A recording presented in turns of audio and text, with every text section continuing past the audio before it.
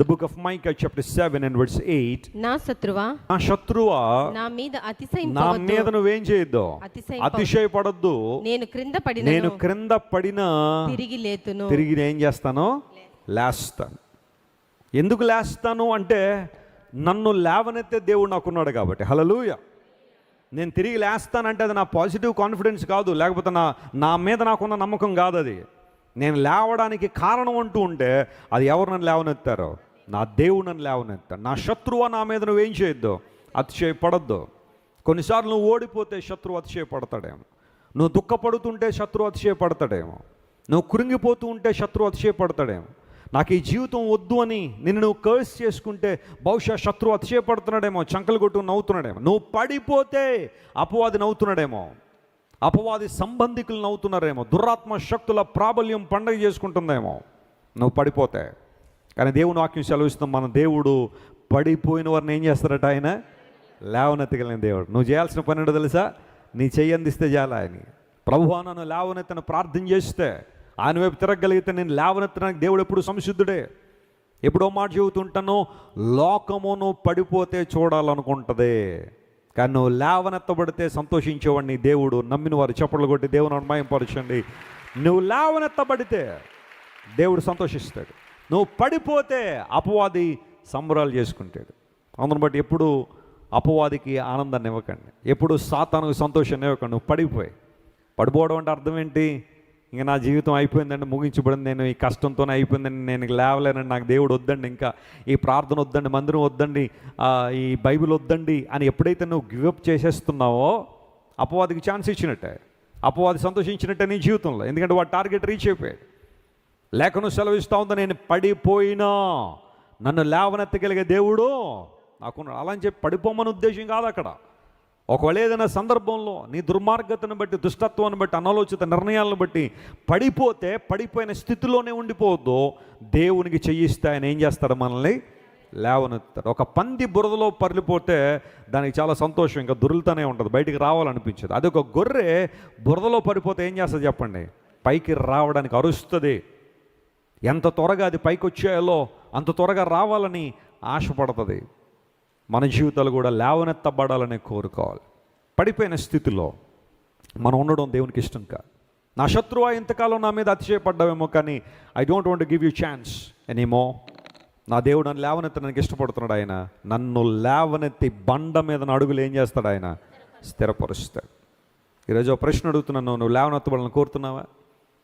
యెరూషలేము నుండి యెరికోకు ఒక వ్యక్తి దిగి వెళ్ళిపోతూ ఉంటే మధ్య దారిలో దొంగల చేతిలో ఏమైపోయాడట, చిక్కిపోయాడు. దొంగలు అతను కొట్టి బట్టలు కూడా దోచుకుని కొర ప్రాణంతో అతను వదిలిపెట్టి వెళ్ళిపోయారు. రోడ్డు ప్రక్కన పడి ఉన్నాడు. తనకు తానుగా లేవలేని స్థితి, తనకు తానుగా పైకి లేవలేని పరిస్థితిలో పడిపోయి ఉన్నాడు రోడ్డు ప్రక్కన. ఆ వ్యక్తి దొంగల చేతిలో చిక్కి సమస్తం కోల్పోయాడు, పడిపోయాడు. ఆ సందర్భంలో యాజకుడు ఆ మార్గంలో వెళ్ళాడు, కానీ అతనికి అంత టైం లేదు, అతన్ని కాపాడే టైం లేదు. ఎందుకంటే హి was so busy in serving God అని అనుకున్నాడు. ఆయన నేను దేవుని సేవ చేయడంలో లేదా దేవుని యాజకత్వంలో నేను చాలా బిజీగా ఉన్నాను, వీళ్ళందరినీ కాపాడుతూ పోతే నా వల్ల కాదు అనుకున్నాడు. ఏంటో యాజకుడు ప్రక్కగా వెళ్ళిపోయాడు. కాసేపటికి లేవీయుడు వెళ్ళాడు. లేవీయుల పని ఏంటంటే ఉపకరణాలు మోయడం. బరువైన మందిర ఉపకరణాలు ఎంత బరువైన మోసేస్తారు, కానీ ఎందుకో పడిపోయినోడు మాత్రం మోయలేకపోయాడు, ఆ వ్యక్తిని మాత్రం లేవనెత్తలేకపోయాడు. చాలాసార్లు మనం ఏదో ఒక రంగంలో పెద్ద బరువులు మోస్తాం, కానీ ఇతరులను ప్రేమించాల్సి వచ్చినప్పుడు చిన్న బరువులు కూడా మనం మోయలేం. మన కోసం మనం ఎంత భారమైనా భరించేస్తాం, కానీ ఇతరుల కోసం ఒక మెట్టు దిగాలంటే దిగలేం మనం. దేవాన్ని నిన్ను వల్ల నీ పొరుగువాన్ని ప్రేమించనే ప్రసంగం వినగానే yes Lord I love you and I love my neighbours అని దేవుని సన్నిధిలో చెబుతాం, కానీ రేపొద్దున్నే ఇంటి ముందు ఎవరైనా ఇంటి ముందు పడిపోతే వాళ్ళని కనీసం లేవనెత్తను కూడా మన మనసు రాదు. లేవీయుడు కూడా అలాంటి వాడే. హి was so good in serving God and carrying the articles of the tabernacle and the temple of God, but he was not willing to lift somebody who was fallen down. పడిపోయిన వ్యక్తిని లేవనెత్తడానికి అతనికి శక్తి లేదు, మందిర ఉపకరణాలు మాత్రం మోస్తున్నాడు బానే. లేవీయుడు వెళ్ళిపోయాడు. కాసేపటికి ఆ మార్గంలో మంచి సమరయుడు వచ్చాడు. జాతి వేరు, వాళ్ళిద్దరికీ వైరుధ్యం ఉంది, ద్వేషం ఉంది. ద్వేషం ప్రారంభించిన వాడు పడిపోయిన వాడే. అయినప్పటికీ కూడా శత్రువు పడిపోతే సంతోషించాల్సిన వాడు.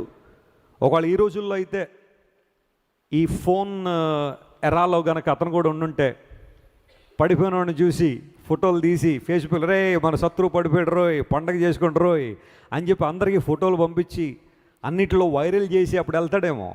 మనలాంటి వాళ్ళం అయితే ఈ కాలంలో అలాంటి పరిస్థితి ఉందేమో. కానీ ఆ వ్యక్తి చేసిన పని ఏంటో తెలుసా? 1, 2 అక్కడ మెన్షన్ చేయబడలేదు. మీరు ఇంటికి వెళ్ళిన తర్వాత లోకాసు వార్త 10వ అధ్యాయం చదివితే గుడ్ సమారిటన్ చరిత్ర అక్కడ రాయబడి ఉంటుంది. 1, 2 కాదు, ఎన్ని చేయగలగాలో, ఎంత దిగజారిపోవాలో అంత దిగజారిపోయాడు ఆ వ్యక్తి కోసం. దిగజారిపోవడం అంటే వేరే ఉద్దేశం కాదు, ఎంత తగ్గించుకోవాలో అంత తగ్గించుకున్నాడు. ప్రయాణాన్ని ఆపుకున్నాడు. పడిపోయిన వ్యక్తిని చూశాడట, అతని మీద జాలిపడ్డాడు. కంపాషన్ వచ్చింది. దగ్గరికి వెళ్ళాడు, నూనెతో గాయాలు కట్టాడు, ద్రాక్షరసాన్ని తాగించాడు బలం కోసం. అన్ని పనులు చేసిన తర్వాత తాన వాహనం మీద అతను కూర్చోబెట్టుకున్నాడు. బహుశా కాలినడక మీద అతను నడుస్తున్నాడు. పూటకోళ్ళవని ఇంటికి తీసుకెళ్ళాడు. దగ్గరలో ఒక సత్రం ఉంటే అక్కడ తీసుకెళ్ళి, ఇదిగో ఈ వ్యక్తి నాకు సంబంధించిన వాడు, హీ బిలాంగ్స్ టు మీ, 2 దేనారాలు నీకు ఇస్తున్నాను, వీటిని వాడు ఇతన్ని బాగు చేయడానికి, ఇతనికి ఉపశమనం కలిగించడానికి. ఒకవేళ ఇంకా నువ్వు ఎక్కువైనా ఖర్చు పెడితే నేను మరలా తిరిగి వస్తాను, ఆ ఖర్చు అంతా, నువ్వు పెట్టిన ఖర్చు అంతా మరలా నేను తిరిగి ఇచ్చేస్తాను. అతని బాధ్యత అంతా నాది. I take his responsibility. దగ్గరికి వెళ్ళాడు, నూనె రాశాడు, ద్రాక్షరసం ఇచ్చాడు, ఇవన్నీ బాగానే ఉన్నాయి. కానీ రెస్పాన్సిబిలిటీ ఎవరు తీసుకుంటారు చెప్పండి? ఒక భిక్షగాడికి కొంత ధనం ఇచ్చేసి వెళ్ళిపోవడం ఈజీయే, కానీ నువ్వు బతినంతకాలం నేను పోషిస్తానని ఎవరైనా చెప్పగలరా? ఆ బాధ్యత ఎవరైనా తీసుకోగలరా? తీసుకున్న కొంతమంది నెరవేర్చగలుగుతారా? ఒక వ్యక్తికి ఒక రోజు సహాయం చేయడం వేరు, బాధ్యతను ఎత్తుకెత్తుకుంటే ఆ సహాయాలు కొనసాగించే విధానం వేరు. కొన్నిసార్లు మీకు అనిపించవచ్చు, వెసిలి గారు ఇన్ని డబ్బులు వస్తూ ఉంటాయి, ఆయనకి ఏం చేస్తూ ఉంటారని. నేను చెప్తున్నా, మాకు ఎంత వస్తాయో అంతకన్నా ఎక్కువ వెళ్ళిపోతూ ఉంటాయి. ఎందుకంటే దేవుని పరిచర్యలో ఆ విధంగా ఖర్చులు పెరిగిపోతున్నాడు. పరిచర్య పెరిగే కొలది ఎంత చెట్టుకు అంత గాలి అన్నట్టుగా కొంతమంది అనుకుంటాం, అబ్బా ఏంటండి వాళ్ళకి ఏంటండి అనుకుంటాం. కానీ అఫ్కోర్స్ ఒకవేళ వస్తే రావచ్చేమో, కానీ ఎంత చెట్టుకు అంత గాలి అన్నట్టుగా పరిస్థితులు కూడా, ఖర్చులు కూడా అలాగే ఉంటాయి. కొంతమంది 100ల్లో ఖర్చులు ఉండొచ్చు, కొంతమంది 1000ల్లో ఖర్చులు ఉండొచ్చు, కొంతమందికి వచ్చే స్థాయిని బట్టి లక్షల్లో ఖర్చులు ఉండొచ్చు. It's all about heart. ఇది హృదయానికి సంబంధించిన విషయం.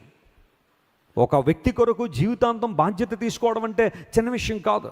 ఉద్రేకపూర్వకంగా కొన్నిసార్లు మనం చేసేస్తాం, అది ఇది అంటాం, కానీ ఆ తర్వాత బాధ్యత తీసుకోవడం అంత ఈజీ కాదు. ఏదైతే ఈ వ్యక్తి ఖర్చు పెడతావో నా రిటర్న్ జర్నీలో మొత్తం తిరిగి ఇస్తా, అతని బాధ్యత నాది. ఒక శత్రువు విషయంలో ఆ వ్యక్తి అంత బాధ్యత వహించాడు గుడ్ సమారిటన్. దేవుని బిడ్డలారా, ఎందుకు మాట చెబుతున్నాను తెలుసా? అతడు పడి ఉన్నప్పుడు వెళ్ళి అతను ఏం చేశాడు? యూజువల్గా ఎవరైనా బాగున్నప్పుడు వారి దగ్గరికి వెళ్ళడం వేరు, అన్నీ బాగున్నప్పుడు స్నేహాలు చేయడం వేరు. ఒక గొప్ప వ్యక్తినో, డబ్బున్న వాళ్ళనో, అందంగా ఉన్న వాళ్ళనో, పరిస్థితులన్నీ బాగున్న వాళ్ళతో I want to be your friend, I want to be your friend అని చెప్పడం చాలా ఈజీయే కావచ్చు. కానీ ప్రతికూల పరిస్థితులు ఉన్న వారిని ఆదుకునే వాళ్ళు ఎవరైనా ఉన్నారా?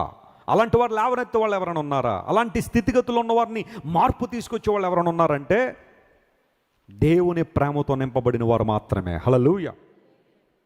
పడిపోయిన ఆ వ్యక్తిని లేవనెత్తాడు మంచి సమరయుడు, తీసుకెళ్ళి పూటకోళ్ళవానికి అప్పగిచ్చాడు. దేవుని బిడ్డలారా, నేను పడిపోయినా మరలా తిరిగి ఏం చేస్తానో?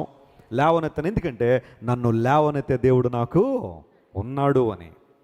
దావీదు ఒక సందర్భంలో పడిపోయాడు, కానీ దేవుని సందికి వచ్చినప్పుడు దేవుడు ఏం చేశాడు? దావీదును లేవనెత్తాడు. పేతురు పడిపోయాడు, మరలా దేవుని సందికి రాగానే దేవుడు ఏం చేశాడు? పేతురును లేవనెత్తి మరింత బలంగా పేతురును వాడుకున్నాడు. తన సేవార్థమై, తన మహిమార్థమై, తన రాజ్య విస్తరణలో పేతురుని అత్యంత ఘనంగా వాడుకున్న దేవుడు ఈరోజు నిన్ను నన్ను కూడా లేవనెత్తడానికి ఇష్టపడుతున్న దేవుడు. నేను ఎందుకోసం దేవుని కోసం ఎదురు చూస్తానంటే నా ప్రార్థన వింటున్నాడు ఆయన. రెండవది, నేను పడిపోయినప్పుడు నా దేవుడు ఏం చేస్తాడు? ఆయన నన్ను లేవనెత్తాడు. కృంగిపోవద్దు, ప్రతికూల పరిస్థితుల్లో నేను అధైర్యపడిపోవద్దు. ఎవరో బహుశా నేను వదిలిపెట్టేశారని ఒకవేళ రాత్రులు దినాలు ఏడుస్తూ ఉన్నావేమో, ఆ పడిపోయిన స్థితిలో ఉండొద్దు. లే, ప్రభు నిన్ను నిలబెట్టాలని, వాడుకోవాలని కోరుతున్నాడు ఆయన. ఎవరో నిందలేశారని, అవమానించారని, నువ్వు చేయని పనిని లేదా నువ్వు చేయని విషయాన్ని నీ మీద రుద్దారని చెప్పి బాధపడుతున్నావా? లే, God can lift you up. దేవుడు నిన్ను నిలబెట్టాలని ఆశపడుతున్నాడు.